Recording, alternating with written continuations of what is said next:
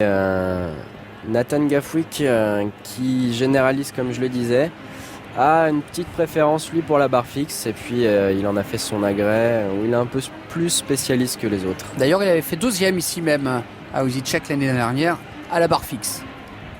Donc la préparation, on l'a vu, ce qu'on appelle les maniques, c'est du cuir qui nous permet, avec un bourrelet au niveau des doigts, d'accrocher correctement la barre, parce que les mains nues, ce serait tout simplement impossible de faire tout ce qu'il va vous présenter. Et donc on met bien de la magnésie pour pouvoir accrocher tout le long du mouvement. La préparation, concentration, et c'est parti pour le mouvement.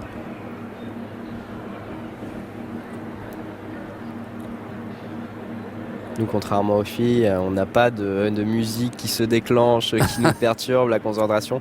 Juste des fois les juges qui sont un peu plus longs que d'autres, qui hésitent sur la note du gymnase précédent, et du coup qui créent une attente et un stress évidemment. C'est ça le plus difficile à gérer finalement, c'est l'attente.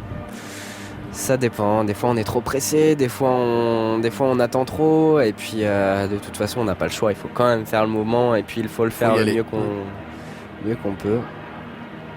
Là vous voyez justement, on parlait de cette attente, là il attend, on peut attendre tout, on peut attendre les juges, on peut attendre l'organisateur qui annonce son nom, c'est assez compliqué, alors que là il est prêt dans sa tête, il sait pas vraiment quand il va lever le bras. Ça bouge un peu, c'est le stress du début de mouvement ça.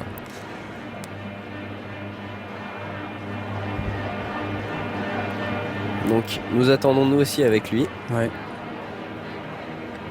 Mettez-vous à sa place. Hein.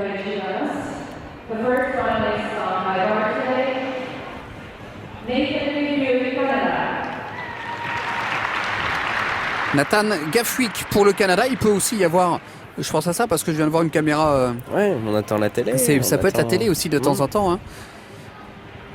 Un retour de publicité et pour avoir le mouvement en direct, eh bien, on fait tout simplement retarder le départ du mouvement. Allez, c'est parti pour le Canadien Nathan Gafwick. On va commencer le mouvement directement très fort avec un lâcher de barre, ce qu'on appelle le Markelov. Le Stalder, passer grand tour sur un bras rattrapé en prise cubitale. Le demi-Tchoukarine, c'est un engagé entre les mains, et voilà, et là il enchaîne ce qu'on appelle le Kovacs, un salto arrière groupé au-dessus de la barre, et bien sûr il faut rattraper la barre. Le Endo qui est l'inverse du Stalder, jambes écartées, passage sous la barre. Alors, le grand tour en dislocation et la préparation à la sortie. Là, on la sent bien la préparation, hein, la prise d'élan. Et le double salto arrière tendu avec de vrille, et une bonne réception.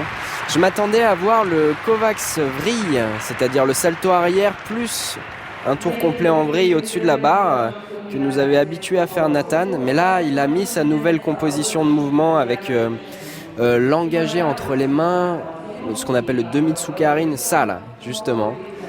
Et avec l'enchaînement du salto arrière groupé, dommage que le cadreur n'ait pas réussi à bien l'avoir.